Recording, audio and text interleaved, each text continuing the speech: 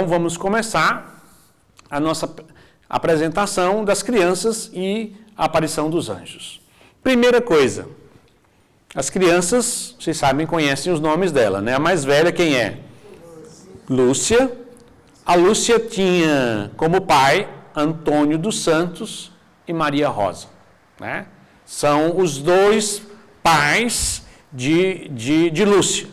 Eles tiveram 6 filhos, o Antônio dos Santos e a Maria Rosa, né? E a Lúcia é a mais nova, é a filha caçula da família, é a Lúcia, que é prima dos outros 2 pastorinhos. Como é o nome deles, vocês devem saber bem quem é o nome? Francisco e Jacinta. Mais famosos agora porque são os 2 canonizados, foram canonizados pelo Papa Francisco, agora no dia 13 de maio, né, foi canonizado os 2. Antes que alguém pergunte que mal a Lúcia fez para não estar canonizada, ela cometeu um grande erro, viveu muito. Isso é um erro muito grave na vida, né? Já que o céu é melhor, já não é a melhor escolha viver muito, né? Então ela cometeu esse grande erro na vida, né, foi morrer só no ano de 2005, no mesmo ano de São João Paulo II. Ela falece também. Então ela falece já com bastante idade, com mais de 90 anos de idade. Porque, como a gente vai ver nas mensagens, Nossa Senhora escolheu ela para ser aquela que ia explicar, que ia divulgar as aparições, a devoção ao Imaculado Coração de Maria. Os outros 2 falecem logo, como a gente vai ver adiante. Então, os outros 2 são Francisco e Jacinta, que são irmãos entre si, Francisco e Jacinta, e primos da Lúcia. Então, os pais dele é Manuel Pedro Marto e Olímpia Marto. Por isso que quando a gente invoca os santos, né, para não confundir São Francisco de Assis, a gente diz Francisco e Jacinta Marto, né, que é o sobrenome de família deles, dos 2 primos da Lúcia. Eles eram 9 irmãos. Francisco e Jacinta são os mais novos. Outra coisa bem diferente da nossa época, lá não tinha aquelas leis de proteção ao trabalho infantil, né? Aqui em Fátima naquela época. Então, o ofício de pastorinho se começava aos 7 anos de idade. Isso era o normal. Todos os pais colocavam a criança para pastorear ovelhas com 7 anos de idade, toda a família que tinha. Por quê? Porque, claro e evidente, dos trabalhos do campo, o mais fácil de ser feito é o de cuidar de ovelhas. Né? Com certeza, uma criança de 7 anos não consegue cuidar de bode. Né? Não consegue, porque bode é muito mais esperto do que uma ovelha. Ela não tem. Ela também não tem força para plantar, para fazer várias coisas que é próprio da vida do campo. Então, é a atividade mais simplesinha que uma criança de 7 anos ela consegue executar, que é basicamente tanger as ovelhas para o lugar de pasto, ver se ela não come nada da plantação dos outros. Então, com 7 anos de idade, Lúcia começou, Lúcia é mais velha, né, mais velha dos 3. Lúcia começou a pastorear as ovelhas. E isso no ano de 1914, e todo mundo está lembrando que no ano de 1914, já está na Primeira Guerra Mundial. Ela começa a pastorear. E ela cuidava com 2 outras crianças, porque na época que ela começou a pastorear, Francisco é 1 ano mais novo do que ela, tinha 6 anos e Jacinta 4, então não podiam pastorear. Então ela pastoreia com 2 colegas. E uma coisa que normalmente pouco se sabe, é que nesta época, o anjo já começou a aparecer para ela. Não de uma forma muito distinta. Ela começou, quando pastoreava com as coleguinhas dela, a ver que de vez em quando o céu mudava de cor, e vinha um raio, e uma nuvem pousava em algum lugar, uma nuvem parecida com gente. E ela tomava um susto vendo aquela situação. E o que é pior, as amiguinhas viam. E a partir daí, mas não era muito distinto aquilo ali. As amiguinhas dela, quando chegaram no povoado, Começaram a contar. A gente está vendo uma alma, a gente está vendo não sei o quê, uma nuvem, e aquilo começou a ter problema. Como a gente vai ver, os pais de Lúcia, vamos dizer assim, principalmente a mãe da Lúcia, aquela mãe, você conhece aquelas mães, né? Rigorosíssima, muito honesta, muito reta, muito religiosa e muito rigorosa. Jamais usava aquele princípio de antigamente. Vocês conhecem aquele princípio de antigamente para criança? Quem mente rouba, quem rouba mata. Então o jeito é cortar a mentira do jeito, porque se deixar o menino mentir, daqui a pouco ele mata. Então era o princípio bem rigoroso. E ela era extremamente rigorosa. E quando começaram as confusões, claro, começou a passar para perto. A mãe começou a perguntar que história é essa. Não, ela disfarçava, mas já nessa época, Lúcia começou a apanhar. E apanhou bastante por causa dessas aparições. Ela pagou o preço em apanhar muito da mãe. Porque a mãe queria que ela confessasse que estava mentindo. E ela dizia, mamãe, se eu confessar, aí é que eu estou mentindo mesmo. Mas não adiantava, né? Quanto mais ela dizia isso, mais ela apanhava. E assim foi. De vez em quando, isso é de 3 em 3 meses, de 4 meses, vamos dizer, essa semi-aparição chegava próximo dela, quando ela estava pastoreando. Até que foram se passando o tempo, já em 1916, ela consegue se livrar das amiguinhas dela fofoqueiras, que falam muito, que contam as aparições tudinho. E os primos, que eram loucos por ela, conseguem convencer os pais deles que elas fossem pastorear junto com Lúcia. E assim forma-se o trio, que é conhecido hoje, né? Que é Lúcia, Francisco e Jacinta. Para ofender mais a lei do trabalho infantil, começa com 6 anos de idade. Jacinta com 6, Francisco com 8 e Lúcia com 9 anos de idade. É assim que eles vão ter a primeira experiência deles juntos de pastorear. Então, nós chegamos à primeira aparição do anjo. Nós estamos por volta de 1916. Nós temos que imaginar que as crianças, elas não estudavam. Então, quando perguntavam a Lúcia, depois de adulto, que data eram as coisas, quando a gente não vai para a escola, a gente não lembra de data, porque não existe diferença para o dia 3 de maio, para o 7, para o 11, para feriado, não existe diferença para coisa nenhuma. Tudo é a mesma coisa. Então, ela não lembra de precisão nenhuma as datas. Mas é por volta de 1916.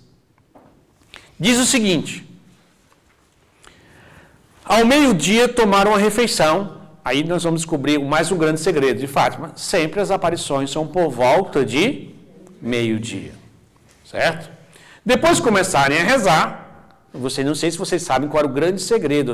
Um dos grandes segredos de ser fiel ao texto. Como é que vocês sabem como é que os pastorinhos rezavam o texto?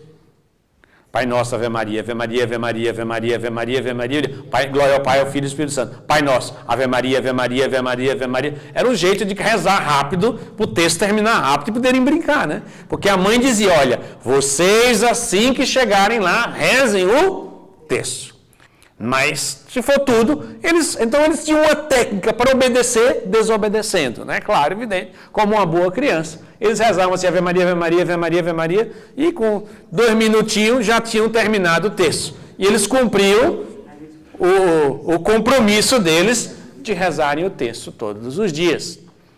Enquanto rezava, eis que um forte vento começou a sacudir as árvores. Acompanhado por um estranho clarão, olharam à sua volta e viram sobre as árvores do monte uma nuvenzinha branca, que assemelhava-se à figura humana, e que se dirigia para junto deles. Lúcia o reconheceu, porque não era a primeira vez que ela estava vendo. Coitado dos outros, estavam todos assustados. Os 2 priminhos, né? Meu Deus do céu, nunca tinham visto aquilo. Ela não, ela já estava um pouco desconfiada do que existia alguma coisa. à medida que se aproximava, tomou contornos cada vez mais nítidos. Até que quando já estava muito próximo, as crianças conseguiram distinguir que se tratava de um belo jovem de por volta 14, 15 anos de idade. Era mais branco do que a neve, tão branco que o sol o tornava transparente como se fosse o cristal. Ao chegar junto de nós, disse: não temais, sou o anjo da paz. E ajoelhando em terra, quer dizer, o anjo se ajoelha, curvou-se a fronte até o chão, então ele se prostrou e colocou a testa dele no chão, e fez-nos repetir 3 vezes essas palavras. Vamos dizer juntos? Meu Deus, eu creio, adoro, espero, amo-vos. Peço perdão para os que não creem, não adoram, não esperam, não vos amam. Depois, erguendo-se, disse: orai assim. Os corações de Jesus e Maria estão atentos à voz das vossas súplicas. E desapareceu.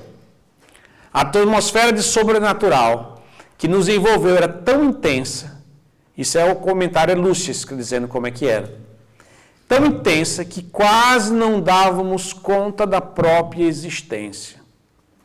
Por um grande espaço de tempo, permanecendo na posição que tínhamos deixado, estavam prostrados com a testa no chão, repetindo sempre a mesma oração. A presença de Deus sentia-se tão intensa e íntima que nem mesmo entre nós atrevíamos a falar. No dia seguinte, sentíamos o Espírito ainda envolvido por essa atmosfera que só muito lentamente foi desaparecendo. Então, as crianças ficaram repetindo essa oração. Vamos fazer juntos? Meu Deus, eu creio, adoro, espero e amo-vos. Peço perdão para os que não creem, não exploram, não esperam e não vos amam. Então é essa oração que o anjo ensina aos pastorinhos. E é muito interessante ela. Porque se vocês prestarem atenção, é uma oração completamente teologal. Ela não é uma oração devota, de devoção. É uma oração, vocês sabem que as virtudes teologais, o que é que fazem as virtudes teologais? Nos ligam diretamente a Deus. As virtudes morais nos ajudam a gente a viver a vida cristã. Nos nossos interrelacionamentos, lidar com o dinheiro, com os outros, com as outras coisas. Mas as virtudes teologais, elas existem para, claramente, nos ligarem a Deus. E quais são as virtudes teologais? Fé, esperança e caridade. É bem claramente as 3 virtudes que ligam a Deus, que o anjo ensina. E vocês vão perceber ao longo do caminho que o anjo foi treinando, como um pedagogo, aquelas crianças, até elas poderem chegar à aparição da Virgem Maria. Por isso que a mensagem, talvez, uma das coisas que mais me impressionam em Fátima é o anjo. Porque eu sou um nato apaixonado por quem ensina alguém a fazer alguma coisa. Porque uma coisa é você saber, outra coisa é você ter a capacidade de ensinar os outros e possibilitar os outros a terem experiência. O anjo é aquele que ensina os pastorinhos a rezar. Ensina os pastorinhos a terem um encontro íntimo e profundo com Deus. E ele vai ser todo um período, de 1916 até 1917, basicamente um ano, treinando as crianças, ensinando as crianças. Ele não só faz um encontro com eles, mas deixa um dever de casa para eles cumprirem. Para aquelas crianças exercitarem aquela oração teologal todos os dias.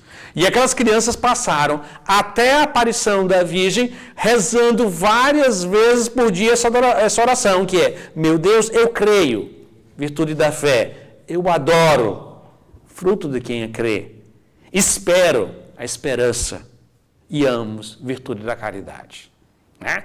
Eles foram ensinados a entrar em contato direto com Deus. É toda com essa oração, o anjo resumiu toda a doutrina de São João da Cruz de união com Deus. A união de São João da Cruz ensina que a união com Deus se dá por meio das virtudes teologais. Então, creio, espero e amo. Por este caminho nós chegamos à comunhão com Deus. E uma segunda parte é que a oração ela é profundamente humana. Aquilo que nós conhecemos na nossa fé é pela comunhão dos santos. É muito bonito isso, que o anjo ensina duas coisas. Uma oração que liga eles diretamente a Deus e uma oração que faz eles se ligarem a todos os seres humanos. Porque eles estão rezando por aqueles que não creem, não adoram, não esperam e não amam. E isso é a comunhão, rezar pelo. É uma das coisas mais bonitas que nós vamos ver na aparição de Nossa Senhora.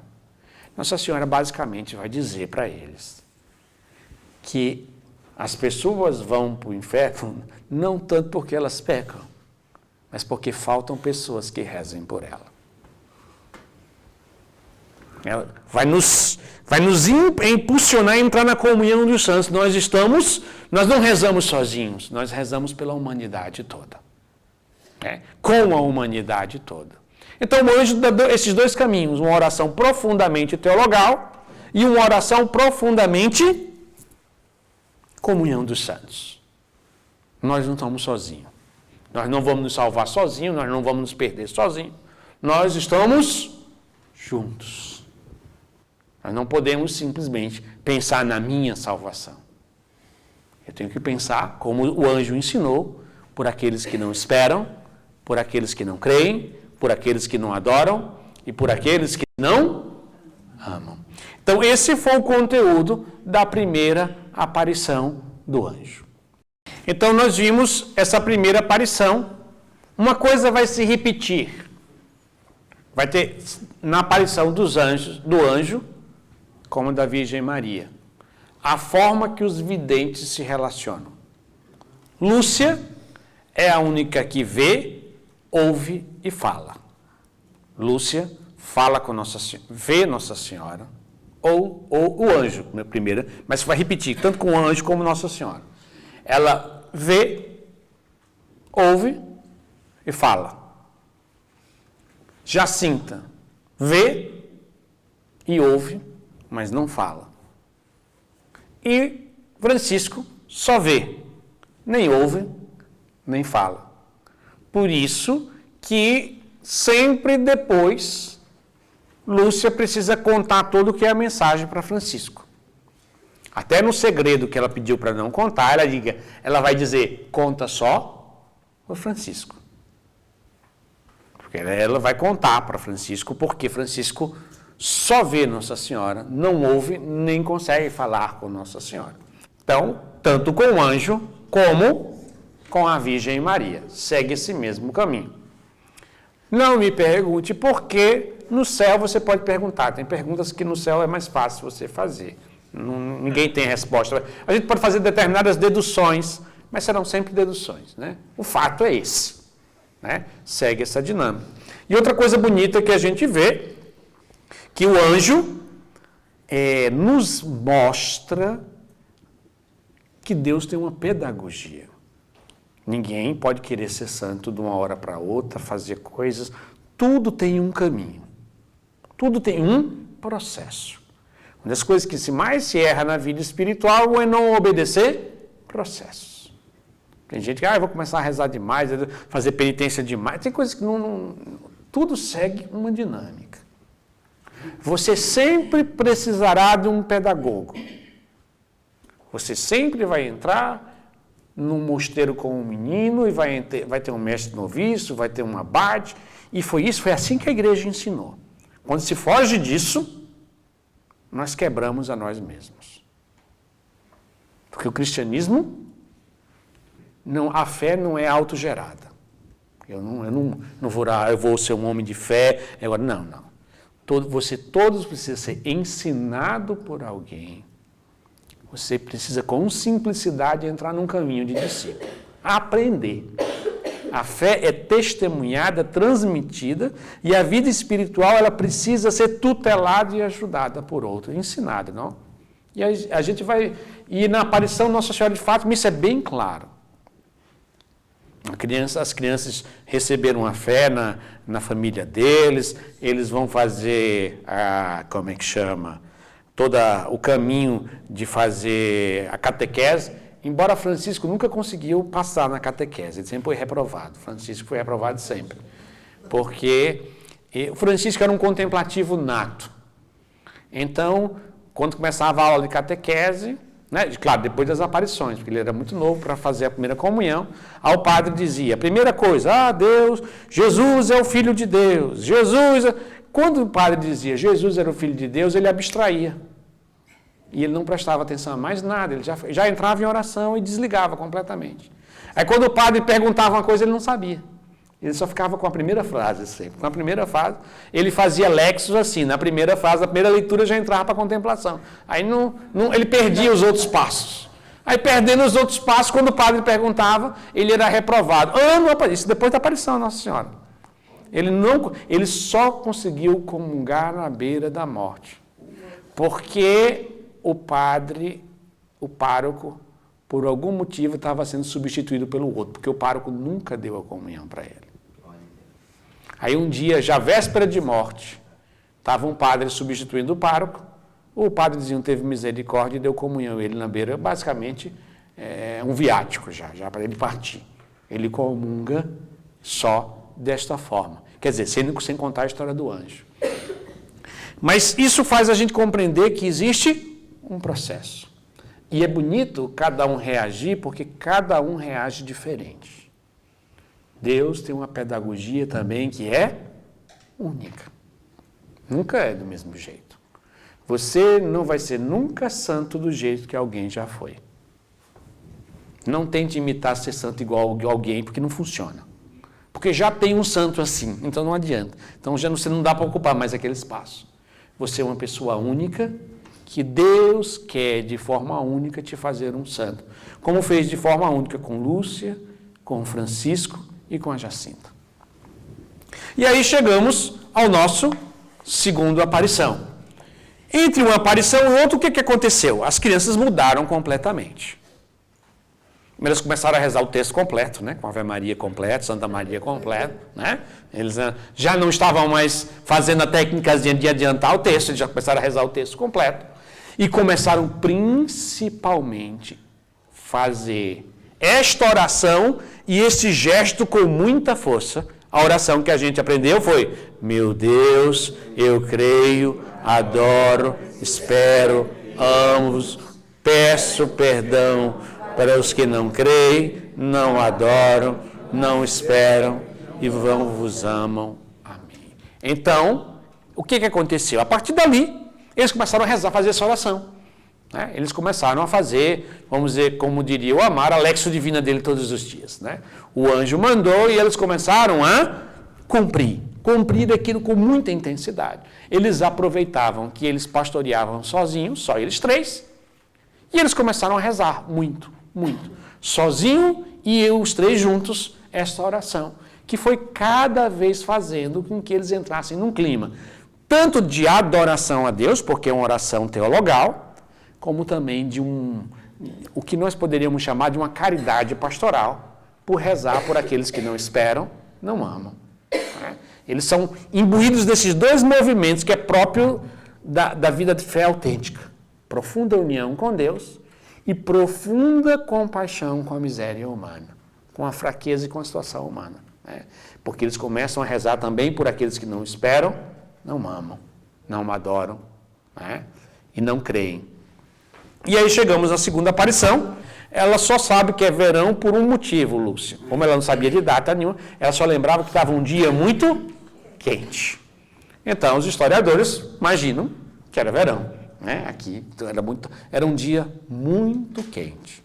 No verão de 1916, quando os três pastorinhos brincavam no terreiro, na casa dos pais de Lúcia, apareceu-lhe novamente o anjo. O anjo pergunta para eles. Prestem atenção. A primeira aparição foi no cabeço. E essa daqui é na beira do poço. E quando eles estavam brincando, o anjo aparece e diz: que fazeis? Aí o anjo retorna, como um bom professor, chama a atenção dos alunos e dizem: parece que vocês ainda não estão fazendo o dever de casa como eu mandei. Vocês precisam fazer com mais empenho. Aí ele repete: orai, orai muito.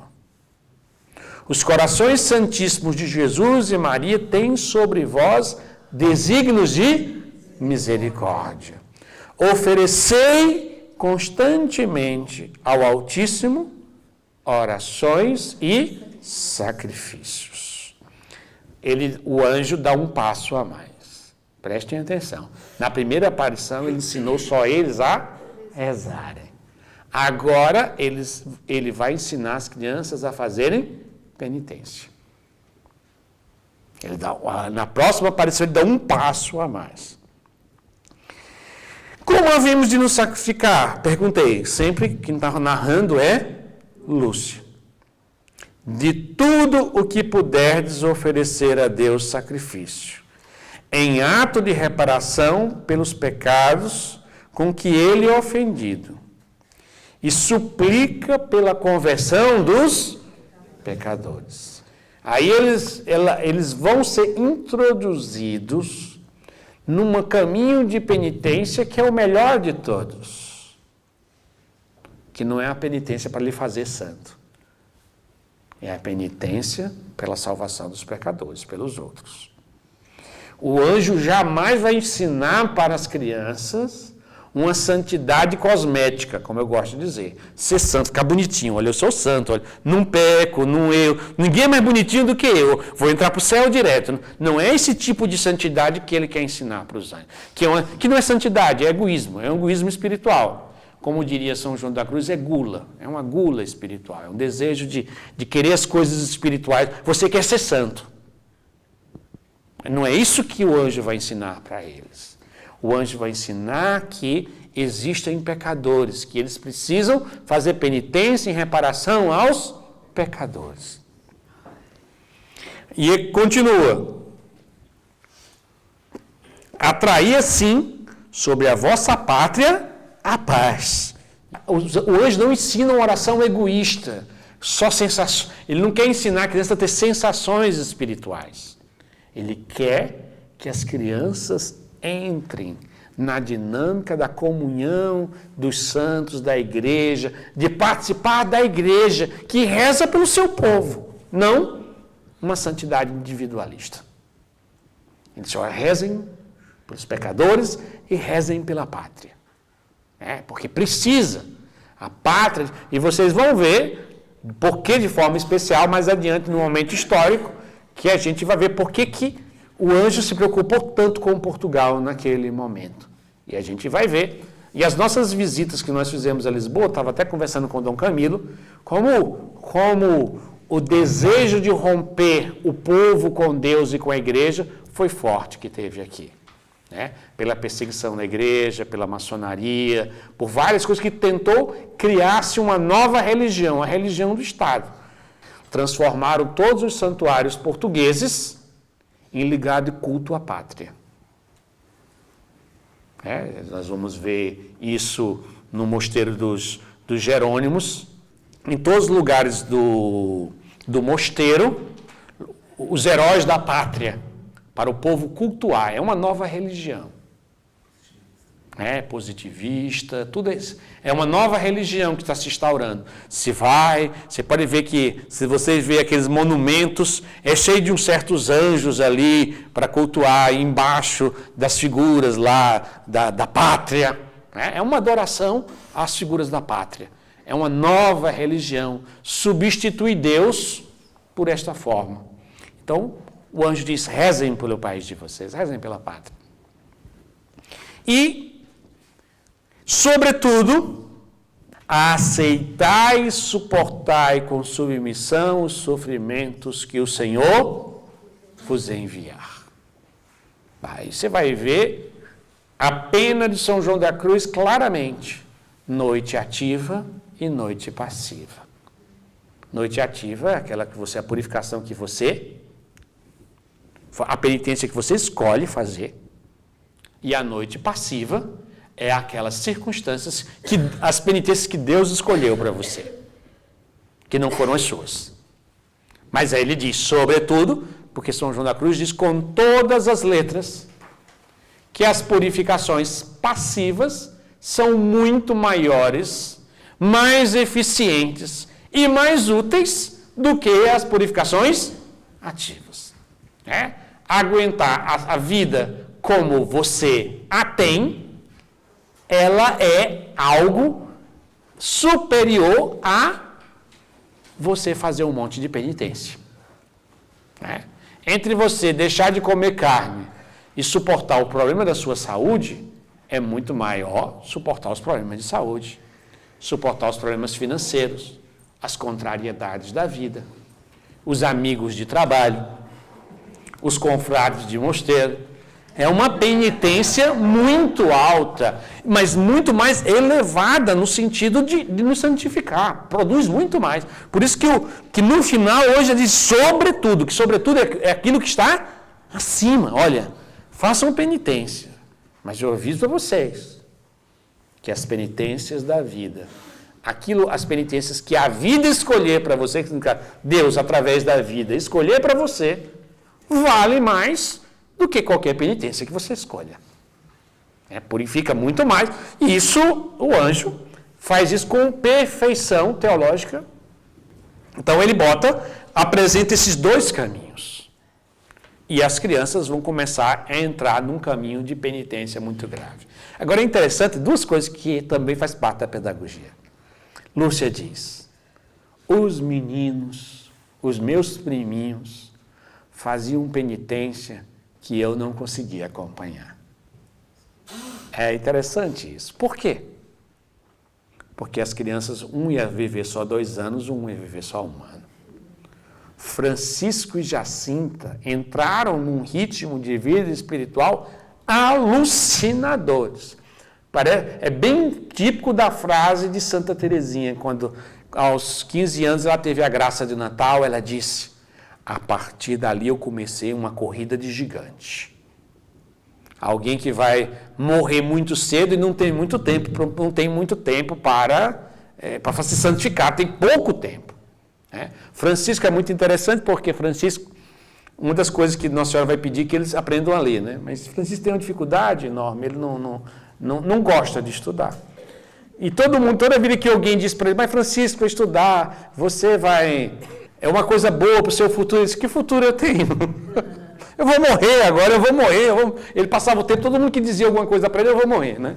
Vai para o médico, não, para que eu vou para o médico? Eu vou morrer mesmo, eu vou morrer mesmo, vou morrer. E, para a surpresa de todo mundo, ele estava certo. Realmente, Nossa Senhora tinha dito, ele morre com 1 ano depois, e Jacinta, 2 anos depois.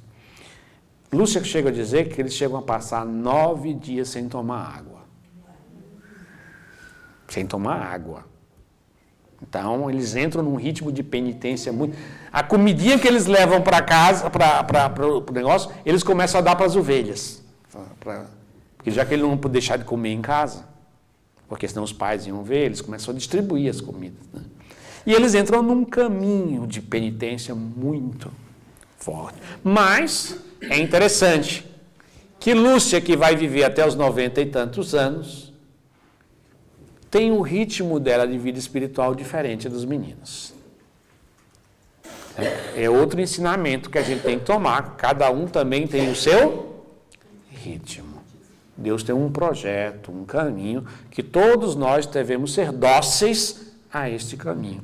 Então, nessa segunda aparição, o anjo chama a atenção deles, olha, vocês precisam rezar mais, e ensina o caminho da penitência ativa e o do caminho da penitência passiva. Façam penitência, mas principalmente, sobretudo, aceite as circunstâncias da vida, porque é por meio delas, né, que há a maior purificação da alma da pessoa. Então, depois da gente ter visto que o anjo ensinou na primeira uma oração teologal e uma oração na comunhão dos santos, fazendo parte de um corpo. É o corpo de Cristo que reza, é o corpo de Cristo que padece, é o corpo de Cristo que sente todas as dores, e o anjo introduz a criança, nas crianças, os pastorinhos, nesse caminho. Depois ele ensina o caminho da penitência, mas sempre do mesmo caminho.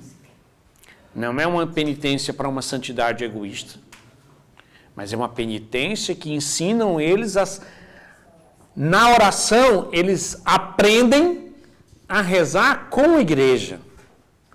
Na segunda aparição, eles aprendem a sofrer com a igreja, a fazer penitência com ela. Eles são cada vez mais inseridos no corpo de Cristo. Né? Não é algo... Eu quero insistir muito. Às vezes a gente pensa numa santidade muito pessoal. Assim, eu quero ser santo, eu vou ser bom, eu vou para o céu. O bonito é fazer parte do corpo de Cristo, onde Cristo é a cabeça e nós somos os membros, e nós crescemos com essa santidade que é eclesial, faz parte da igreja. Nós somos com a igreja, na igreja, e nesse corpo de Cristo que sofre, que reza, que se alegra, que nós fazemos parte dela. Com todas as suas dores e as suas alegrias, seus erros e seus acertos, fazemos parte disso. Né?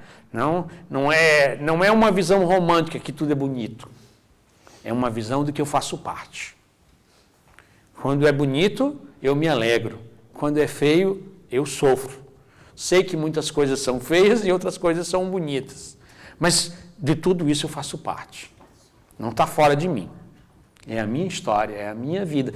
E o anjo vai ensinando de maneira muito perfeita aquelas crianças a entrarem não numa penitência doentia, centralizada em si mesmo, mas fazendo parte do corpo de Cristo, sofrendo com ela, se alegrando com ela. Porque senão é só um desequilíbrio patológico. Tem muita gente que faz penitência, é meio doidinho assim, porque tem desequilíbrio. É meio doidinho, uma coisa assim meio doentia, por isso que nunca se deve ser feito isso em uma direção espiritual, tudo, porque muitas vezes é só uma tendência desregulada, a pessoa já tem tendência a se autodestruir, aí encontra na penitência uma forma de fazer isso, uma forma de justificar a sua patologia. Então não é isso, penitência é como o anjo ensinou aqui, é pelos pecadores, é pelo corpo de Cristo que padece. E tendo sempre prioridade pelas purificações passivas. Terceira aparição do anjo aí. No final do verão ou princípio de outono, no mesmo ano, novamente na loca do cabeço. O anjo, vocês prestaram atenção, a primeira e a terceira aparição é no mesmo lugar. A segunda é no poço. É no poço. O poço é bem pertinho. Quando a gente chegar na casa de Lúcia, lá, a gente vai ver que descer 100 metros já é o poço. Foi a segunda aparição, onde ele ensinou a penitência. A primeira, onde ele ensinou a oração, e essa terceira, louca da cabeça, deu-se a última aparição do anjo, descrita pela irmã Lúcia nos seguintes termos. Depois de ter merendado, combinamos ir rezar na gruta, que ficava do outro lado do monte. Logo que chegamos de joelhos, com o rosto em terra, lembra que eles estão repetindo o que o anjo fazia. Botava a cabeça em terra e fazia aquela oração, né? Meu Deus, eu creio, adoro, espero e amo. Não sei quantas vezes tinham repetido esta oração, quando vemos que sobre nós brilhava uma luz desconhecida. Erguemos para ver o que se passava e vemos o anjo tendo na mão esquerda um cálice, e sobre o qual está suspenso uma hóstia, no qual cai algumas gotas de sangue dentro do cálice. Deixando o cálice e a hóstia suspensos no ar, então o anjo, em um dado momento, solta o cálice e a hóstia, e elas ficam suspensas no ar. O anjo prostrou-se por terra, junto às crianças, e fê-las repetir 3 vezes a oração. Vamos fazer juntos?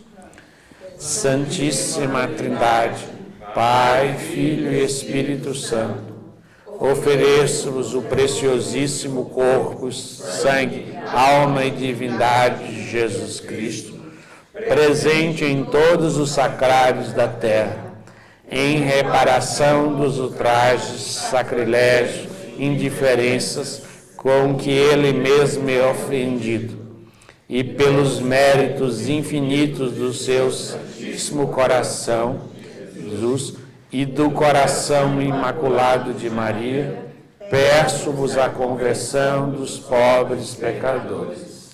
Depois, levantando-se, deu a hóstia a Lúcia e o cálice, e deu a beber a Francisco e Jacinta, dizendo: tomai e bebei o corpo e o sangue de Jesus Cristo, horrivelmente ultrajado pelos homens ingratos. Reparai os seus crimes, consolai o vosso Deus. E prostrando-se de novo em terra, repetiu conosco outras 3 vezes a mesma oração, Santíssima Trindade, etc., e desapareceu. Nós permanecemos na mesma atitude, repetindo sempre as mesmas palavras. Quando nos erguemos, vimos que era noite e, por isso, de horas de virmos para casa. As palavras do anjo produziram profunda impressão nas 3 crianças. A partir de então, começaram a espiar pelos pecadores por meio de sacrifício e de uma assídua vida de oração. Então, depois do anjo ter ensinado a oração, ensina a penitência, o anjo vai ensinar através de um rito. Ele executa um rito com as crianças, né? Ele vai ensinar o cume da vida de oração, que é a liturgia. Como se reza através da liturgia. E assim que as crianças vão ser introduzidas, agora já finalizadas no caminho dela. Elas foram introduzidas pela oração, depois pela penitência, agora elas chegam no cume máximo. É participar da vida litúrgica da igreja. É mais uma vez que a gente vai repetir, vai ver que não é uma coisa intimista. As crianças vão ser treinadas. Imagine como seria bom se as catequistas das nossas paróquias fossem parecidas com nossos anjos, o anjo, né? Aqui, eles iam ensinar uma pedagogia autêntica, um caminho de oração, de penitência e de participação da vida litúrgica da igreja, para que as crianças tenham a amplitude de coração e de alma para ter a comunhão com Deus, a misericórdia com os irmãos, resumindo, a santidade. E é bonito que nós vamos ver todo esse caminho de vivenciarmos a dimensão litúrgica no seu cume, no seu ponto máximo, que é a liturgia. E, mais uma vez, realmente, o anjo parece ter feito uma escola boa de teologia, né? Ele não erra, ele segue bem certinho a doutrina da igreja, bem claramente, sobre a Santíssima Trindade, né? Sobre o corpo de Cristo, presente no sacrário, como um sacrifício em reparação, a união do coração da Virgem Maria com o coração de Jesus, mas tudo com uma só meta: o amor e a misericórdia para com os pecadores. Mais uma vez, não é naquele caminho de ficar um santo bonito, mas é se tornar um santo misericordioso, compassivo com as dores e os sofrimentos da humanidade, as dores físicas, as dores morais e as dores espirituais. Entrando nesse caminho de compadecimento, que foi o caminho de Jesus. Ele desceu do céu para se compadecer de nós e nos salvar. Ele atraiu aquelas crianças para o caminho dele. Qual é o caminho de ser santo? É o caminho de Jesus, não é? Não é ser um caminho fantástico. Não é virar gente fantástica. Não é para virar super-homem nem super-mulher. É para seguir a cânon de Jesus, que sendo Deus, se esvaziou para conviver conosco. Achando pouco, resolveu morrer numa cruz, abaixo de nós, para nos salvar. A imagem da misericórdia, para mim, é sempre uma e ela sempre me marcou. É uma imagem muito clara. é quando alguém cai numa poça de lama. Cai lá, uma poça de lama, sujo, numa fossa, toda suja. Talvez na nossa cabeça, a misericórdia é alguém que estende a mão para a gente e tira a gente de uma fossa suja. Mas isso não é a misericórdia divina. A misericórdia divina que nós aprendemos com o nosso Senhor Jesus Cristo é uma só. Jesus Cristo, ao nos ver numa fossa cheia de fezes, sujas do pecado, ele pulou dentro da fossa. E foi para um ponto mais abaixo do que a gente estava e nos tirou de baixo para cima. Para em nenhum momento nos constranger. Porque alguém limpo tirando a mão, puxando a mão para alguém sujo, o sujo se sente constrangido. Ele desce lá embaixo. A cruz é isso. Um Deus que se fez homem e achando pouco, desceu no ponto, assumiu a nossa condição humana e assumiu sobre si o pecado, desceu no ponto mais baixo para nos tirar de lá. De baixo para cima. Jesus, sem ser sujo, se fez sujo. Para não nos constranger e abraçar.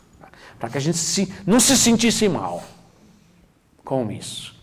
E é isso que as crianças vão aprender aqui, esse caminho de esvaziamento, de caminhar, ser um caminho de misericórdia. Toda aquela experiência que eles tiveram de oração, de penitência e da vida litúrgica, vão fazer daquelas crianças pessoas misericordiosas.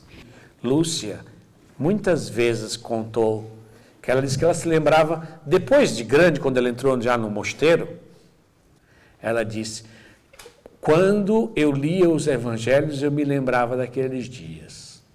Nós andávamos e um monte de gente caindo nos nossos pés. E alguns diziam, meu filho está doente, meu filho está doente. E tentava segurar nas pernas dele. Tinha gente que dizia, corria, caía nos pés deles, eles andando para ir para a covadaria na hora da aparição, nos dias 13, e dizia, pede a Nossa Senhora que tenha misericórdia de mim, que eu sou um pecador.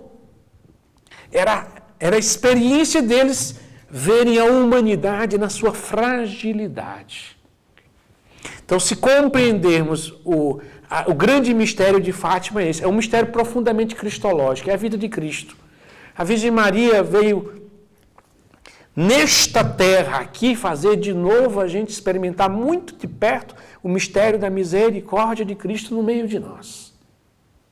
E as crianças foram um instrumento de assimilarem esse caminho, pela oração, pela penitência e pela vida litúrgica, para se tornarem como é todo verdadeiro santo, um outro Cristo no meio da terra. Alguém que se abaixa mais do que os outros, para servir os outros, para amar os outros, para jamais constranger os outros na sua fraqueza, mas exercerem a misericórdia de Deus. Amém.